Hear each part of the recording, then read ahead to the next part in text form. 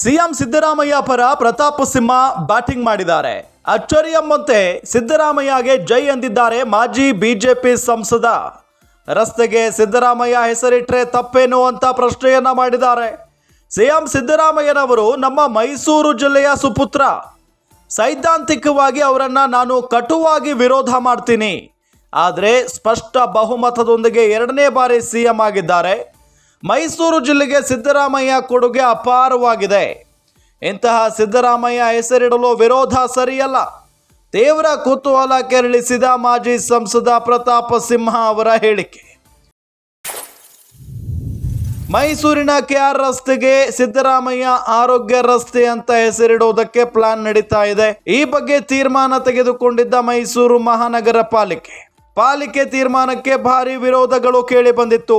ಇದೇ ವಿಚಾರವಾಗಿ ಸಿದ್ದರಾಮಯ್ಯ ಪರ ಪ್ರತಾಪ್ ಸಿಂಹ ನಿಂತಿದ್ದಾರೆ. ಈಗ ಇದು ಎಲ್ಲರ ಅಚ್ಚರಿಗೆ ಕಾರಣ ಆಗಿದೆ. ನಿಮಗೆಲ್ಲ ಗೊತ್ತೇ ಇದೆ, ಪ್ರತಾಪ್ ಸಿಂಹ ಅವರು ಯತ್ನಾಳ್ ಅವರ ಬಣದಲ್ಲಿ ಗುರುತಿಸಿಕೊಳ್ತಾ ಇದ್ದಾರೆ. ಇತ್ತೀಚಿನ ದಿನಗಳಲ್ಲಿ ಬಿಜೆಪಿಯಲ್ಲಿ ಮೊದಲೇ ಬಣ ಬಡಿದಾಟ ತಾರಕಕ್ಕೆ ಏರ್ಬಿಟ್ಟಿದೆ. ಅದರಲ್ಲೂ ವಿಜಯೇಂದ್ರ ಬಣ ವರ್ಸಸ್ ಯತ್ನಾಳ್ ಅಂಡ್ ಟೀಮ್.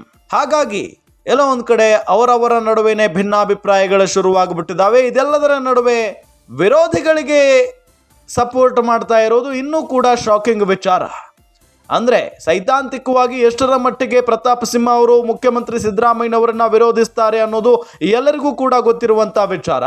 ಈಗ ಒಂದು ರಸ್ತೆಗೆ ಸಿದ್ದರಾಮಯ್ಯ ಹೆಸರಿಡುವ ವಿಚಾರ ಮುನ್ನೆಲೆಗೆ ಬಂದಂಥ ಸಂದರ್ಭದಲ್ಲಿ ಎಲ್ಲ ಕಡೆಯಿಂದಲೂ ಕೂಡ ಸಿಕ್ಕಾಪಟ್ಟೆ ವಿರೋಧ ವ್ಯಕ್ತವಾಗ್ತಾ ಇದೆ. ಇದರ ಜೊತೆಗೆ ಬಿಜೆಪಿಯಿಂದಲೂ ಕೂಡ ವಿರೋಧ ವ್ಯಕ್ತವಾಗ್ತಾ ಇದೆ ಸ್ವತಃ. ಆದರೂ ಕೂಡ ಮಾಜಿ ಸಂಸದ ಪ್ರತಾಪ್ ಸಿಂಹ ಅವರು ರಸ್ತೆಗೆ ಸಿದ್ದರಾಮಯ್ಯ ಹೆಸರಿಟ್ಟರೆ ತಪ್ಪೇನು ಅಂತ ಹೇಳಿ ಸಿದ್ದರಾಮಯ್ಯನವರ ಪರವಾಗಿ ಬ್ಯಾಟ್ ಬೀಸಿದ್ದಾರೆ. ಸಿಎಂ ಸಿದ್ದರಾಮಯ್ಯನವರು ನಮ್ಮ ಮೈಸೂರು ಜಿಲ್ಲೆಯ ಸುಪುತ್ರ. ಸೈದ್ಧಾಂತಿಕವಾಗಿ ಅವರನ್ನು ನಾನು ಕಟುವಾಗಿ ವಿರೋಧ ಮಾಡ್ತೀನಿ.